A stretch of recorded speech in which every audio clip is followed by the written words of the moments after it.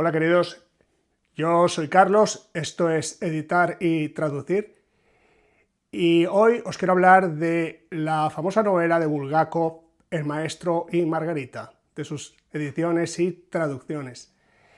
En particular me voy a referir a las dos principales traducciones al español, que son la primera del año 67, publicada en Alianza, con traducción de la gran experta en ruso, Amaya Lacasa, y que se publicó poco después, unos meses después, de que la novela de Bulgakov se publicara en ruso completa, sin censura, fuera de Rusia, en Italia concretamente.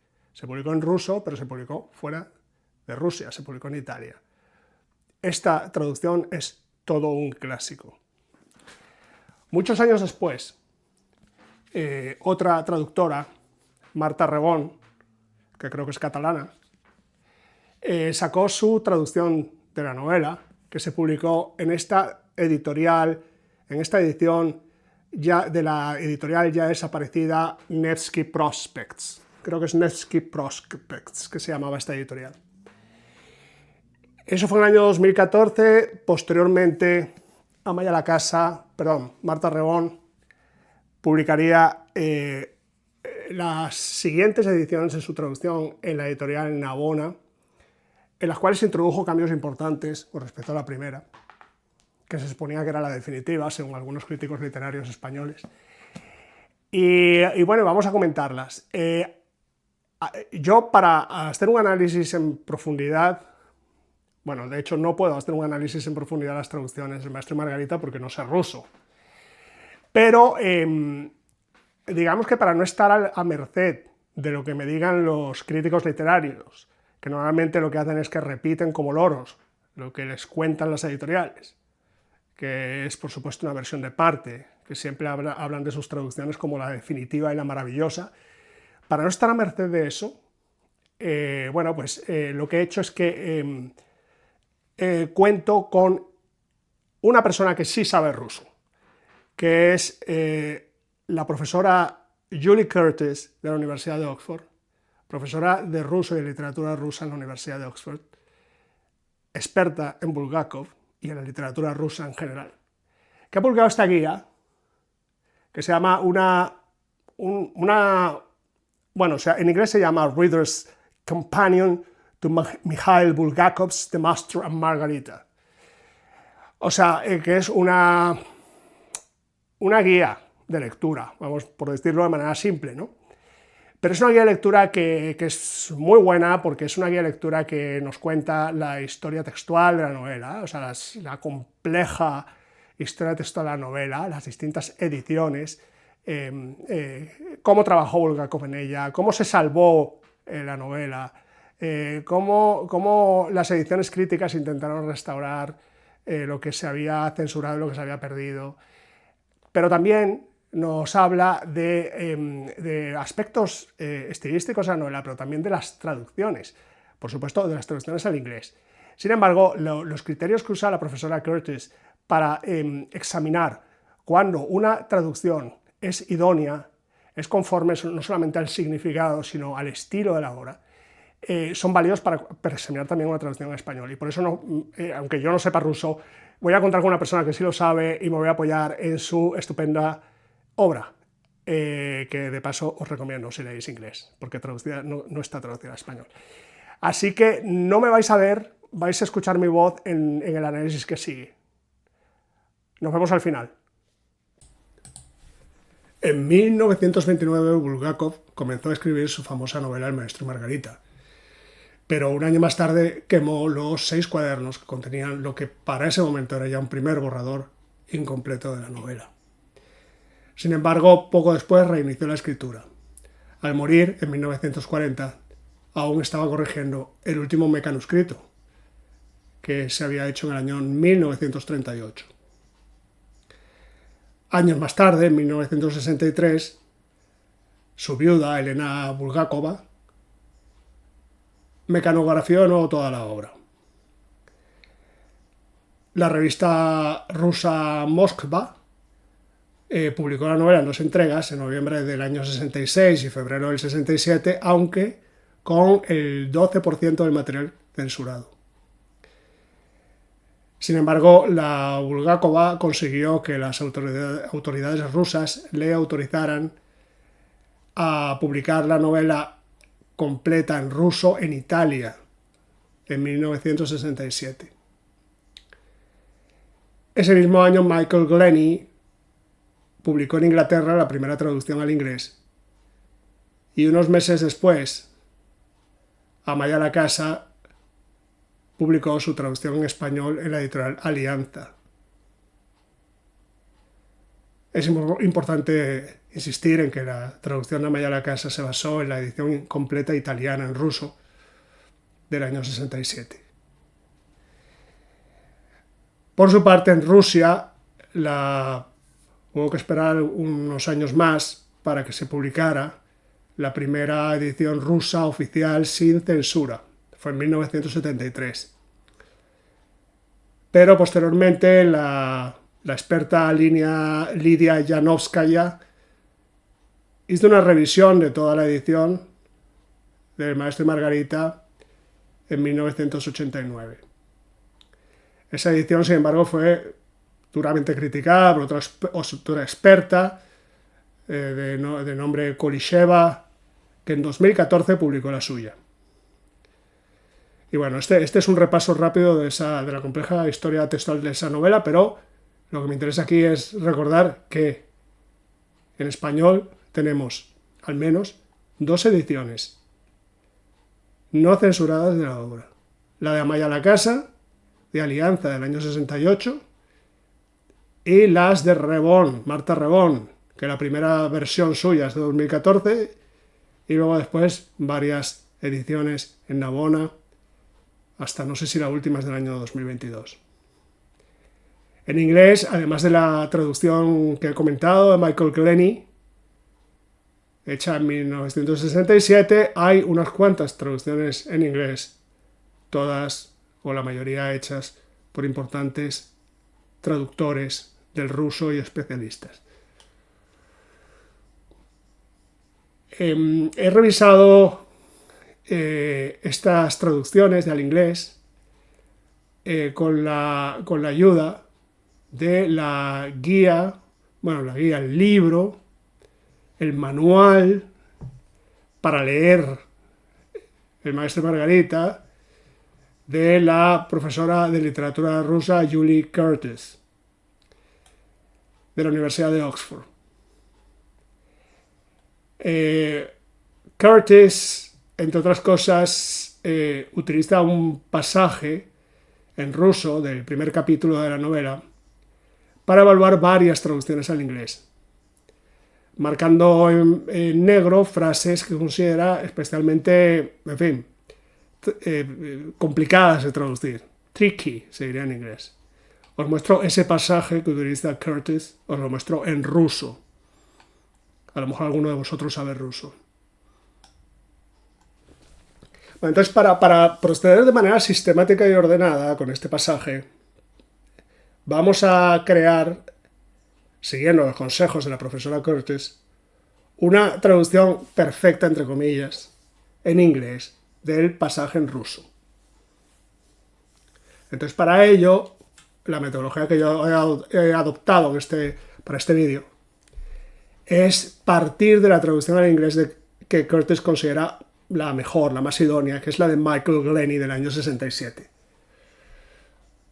Pero voy a hacer una pequeña trampita, y es que la voy a corregir insertando las indicaciones de mejora que hace la profesora Curtis con respecto a esa y a todas las traducciones. Entonces, os muestro ese pasaje en inglés basado en la traducción de Glenny ya corregido. He hecho un pequeño test de comprobación, que es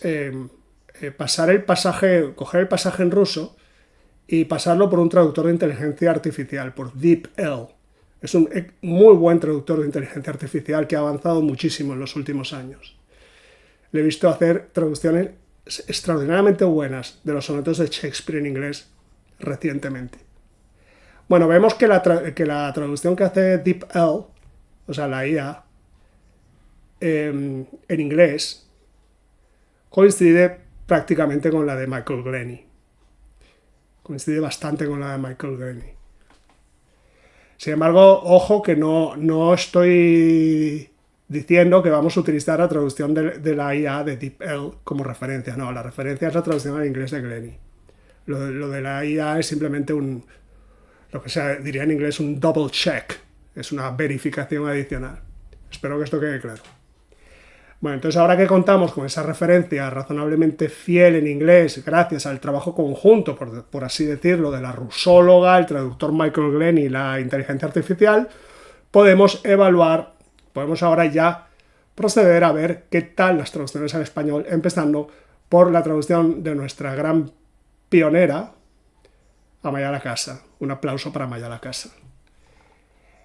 Aquí muestro el pasaje en la traducción de Lacasa. He indicado en tipos rojos, o sea, en letras rojas, posibles fallos de traducción y he insertado entre corchetes mis comentarios respecto al tipo de fallo del que se trata. Entonces veréis que en el texto que Lacasa omite, por ejemplo, que el editor es culto, que interpreta mal el inicio del segundo párrafo, pues no es el extranjero, sino Berlioz, el que habla y piensa a la vez. Omite un estupendo, son dos estupendos seguidos, omite uno. Y también omite el hecho de que el ojo del forastero es verde en el texto original. Pero en general, salvo el segundo de los fallos, el de confundir a los personajes que dicen una línea, salvo ese fallo, los otros yo considero que no afectan mucho a la traducción. Son fallos relativamente menores. Es una traducción que a mí me parece bastante buena. Sobre todo teniendo en cuenta que fue la primera y no tenía Amaya Lacasa otras traducciones para poder contrastar la suya. Entonces vamos a ver ahora cómo lo hizo Marta Rebón en su primera traducción de 2014 para la editorial Nevsky Prospects, que fue saludada por los aduladores de costumbre de la prensa cultural como traducción definitiva, la llamaban. En 2014 ya la llamaban traducción definitiva. Bueno, también este pasaje indicó en rojo posibles fallos, entre los cuales destacan 2 o 3 elecciones que por lo que veo son desacertadas, de equivalencias al español, pero sobre todo vemos unos cuantos añadidos y paráfrasis, o sea, añadidos que no están aparentemente en el texto original, si nos fiamos de nuestra traducción al inglés de referencia, y además paráfrasis que buscan darle al habla de los personajes un casticismo popular, o sea, un lenguaje populachero, popular, que, bueno, no... Habría que ver si está en el original, pero desde luego no hay ninguna traducción de las que yo haya consultado, ni la de Lacasa en español, ni las 4 o 5 que he consultado en inglés, que hagan eso, ¿no? No usan un inglés populachero para caracterizar a los personajes. Vamos a ver ahora la traducción de ese mismo pasaje que hizo la misma Rebón en la tercera edición de la editorial Navona, que es la que yo tengo en ebook. Entonces vemos que Rebón introduce bastantes cambios para las ediciones de Navona, o por lo menos en esta tercera edición de Navona. Todo lo que he resaltado en azul fueron cambios que introdujo Rebón, la traductora, en esta nueva versión. En algunas cosas puede adecuarse más a nuestra traducción perfecta en inglés de referencia, la de Curtis y Glennie. Sin embargo, si nos atenemos a esa referencia, esta nueva versión definitiva, porque parece que todas son en versión definitiva, bueno, pues persisten fallos de la anterior, que están indicados en negritas rojas, o sea, en letras resaltadas en rojo. Y además se introducen nuevos fallos, que los he indicado en negritas negras, pero con sombreado azul. Y además insisten en asignarle, sobre todo al poeta, un registro castizo y populachero que ya digo que no se observa ni en el español de Lacasa, ni en el inglés de Glennie, ni en ninguna otra traducción en inglés que yo haya revisado. O sea que vis a vis, a mí la traducción de este pasaje que hace Amaya a la casa me gusta más, a pesar de que tenga algunos fallos. Ahora vamos a ir con un segundo pasaje.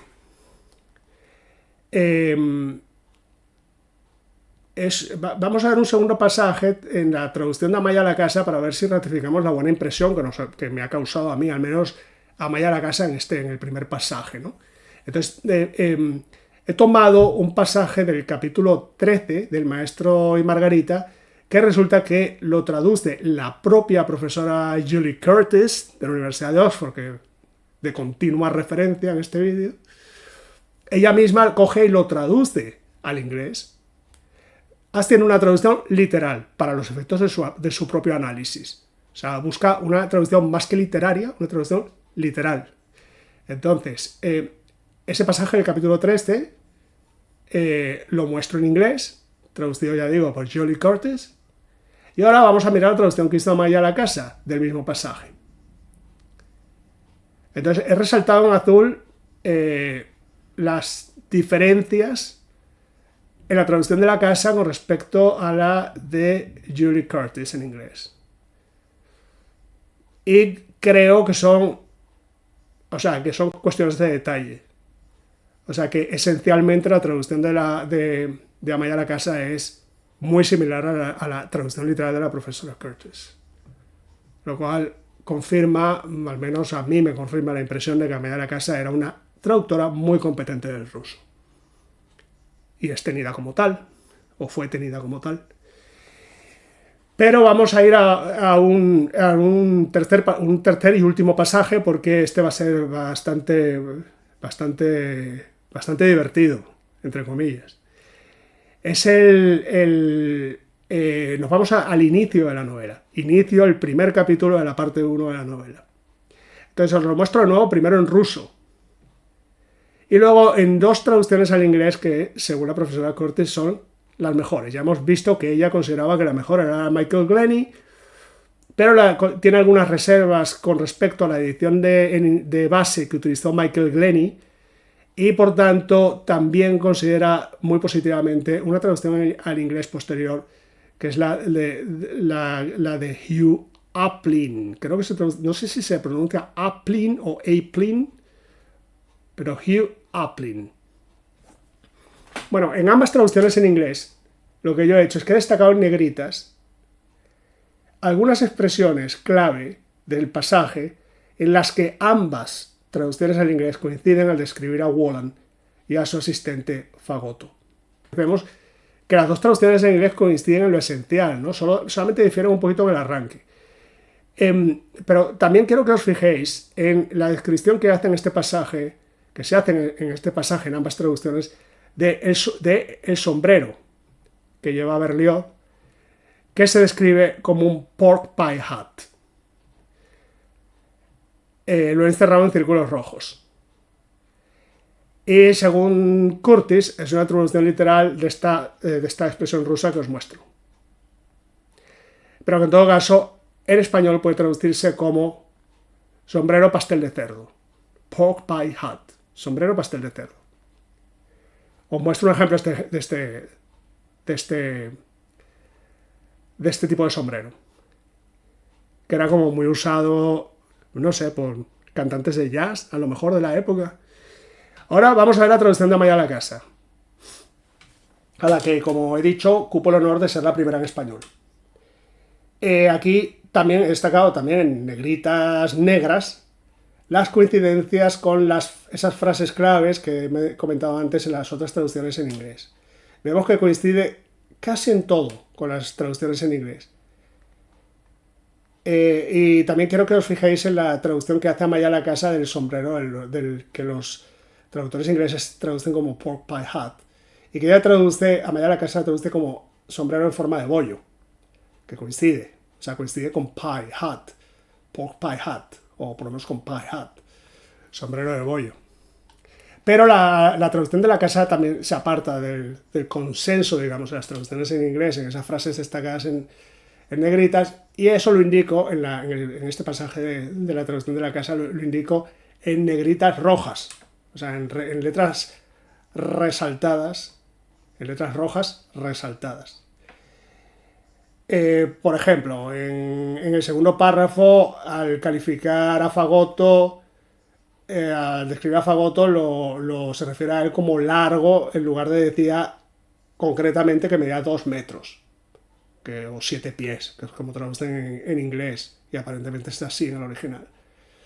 En el último párrafo, la casa lo describe como extraño, en lugar de describirlo como larguirucho, que es como lo describen en las otras traducciones. Y la última frase parece como un poco condensada con respecto a lo que traducen los otros en inglés. Da la impresión de que la casa ha resumido un poco el original en esa frase. Entonces, vamos a ver ahora qué tal la traducción de Marta Reón. Vamos a ver la primera traducción que he visto, la del 2014, que fue la que yo leí en su momento. Entonces, os muestro aquí el pasaje. Bueno, aquí también he destacado las frases estas, donde debería haber coincidencias. Pero aquí vemos que la camisa de Wolland, que usa el personaje Wolland, que es Mefistófeles o el diablo, como se le quiera llamar, no es una camisa de cowboy, sino de cuadros. La chaqueta de Fagoto no es pequeña o es raquítica. Y en la última frase mete sus aparentemente queridas frases castizas delante de sus narices. Y todo esto que en el pasaje enterrado en recuadros rojos, hay que decir que Reborn a todo esto le dio un vuelco en la traducción que hizo posteriormente para Navona. Os muestro aquí el pasaje de esa traducción posterior para Navona, que yo tengo en la tercera edición, en formato ebook. Y que ha cambiado un montón de cosas. Entonces ahora lo que llama la atención es que ahora todo es gorrita, cabecita, chaquetita, o sea, todo con diminutivos. Y sobre todo, una cosa que me ha llamado mucho la atención es que el sombrero, que antes había copiado la traducción de Amaya la Casa, como de sombrero en forma de bollo, bueno, ahora lo ha cambiado y el sombrero es un fedora. O sea, no sé si vosotros sabéis cómo es un sombrero fedora, es el que usa Alain Delon en una película famosa. Bueno, pero usa ese tipo de sombreros, que son sombreros de copa alta, en fin, muy característicos, muy americanos también, por otra parte. Entonces, bueno, sorprende, ¿no? Ahora bien, no penséis que esto del sombrero fedora se le ocurrió a Marta Reborn. No, se le ocurrió antes a una famosa pareja de traductores, muy polémicos por lo demás, traductores del ruso, que son una pareja, un matrimonio. Él es americano, se llama Richard Pevear, y ella se llama Clarissa Volokhonsky, que es de origen ruso o nacida en Rusia. Y entonces ellos fueron los que usaron esto del sombrero fedora en la traducción de la novela al inglés, que es del año 97, o sea, bastante anterior a la primera edición de Marta Reborn. Bueno, lo tomó de ahí, aparentemente.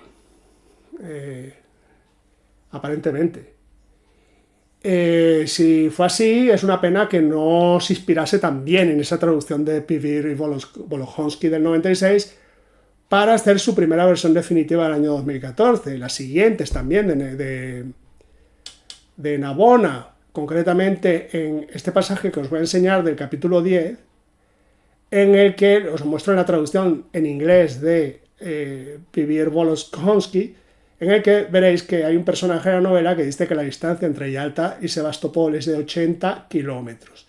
Es lo que dice la traducción de Pevear Volokhonsky, y además todas las traducciones en inglés. 80 kilómetros. Pero resulta que Reborn, bueno, pues no sé, en lugar de haberlo traducido bien del ruso o de haberse copiado de Pevear Volokhonsky de la misma manera que se copió lo del sombrero fedora, pues decidió copiar la traducción de Amaya la Casa. Y Amaya la Casa resulta que comete ahí un error. Entonces os muestro el pasaje de Amaya la Casa. Amaya la Casa convierte los 80 kilómetros en 800 kilómetros. Y Reborn lo copia tal cual en sus traducciones del año 2014 y en las primeras de Navona, que podría haberlo mirado en Google Maps, como os muestro, como hice yo y como lo muestro aquí, ¿no? Y ahí salía, se ve que evidentemente no son 800 kilómetros. Bueno, al final parece que a mí me comentó gente, seguidores que tengo en Instagram, que ellos habían señalado ese error a la editorial en numerosas ocasiones, a Navona, que la editorial había hecho oídos sordos, pero parece que al final lo han corregido. Bueno, entonces ya concluyo esto. Creo que a pesar de que la última traducción definitiva de Marta Rebón, bueno, pues parece una edición correcta si se la compara con los pasajes en inglés que cumplen con los criterios que establece la profesora Curtis. Yo, sin embargo, me quedo con la Amaya a la casa. Y ahora os cuento por qué. Bueno, espero que este análisis no os haya resultado demasiado pesado, porque ha entrado en cierto detalle. Espero que os haya sido de provecho y que os dé un poco de luz acerca de las traducciones. Si yo tuviera que concluir, yo diría que, visto lo visto, no puedo decir que la traducción de Marta Rebón sea una mala traducción del ruso, porque además yo lo que tengo son evidencias indiciarias, pero yo sin saber ruso tampoco puedo ir más allá de lo que he ido, ¿no? Que es detectar algunas cosas que he señalado en el análisis. Pero dicho todo lo cual, si yo tengo que elegir, yo elegiría esta traducción de Amaya a la casa. Porque esta es una traducción que, como habéis visto en el análisis, es una traducción que puede tener algunos defectos que yo creo que son más bien menores en la traducción. Se basa en la edición completa en ruso, no en la edición crítica posterior.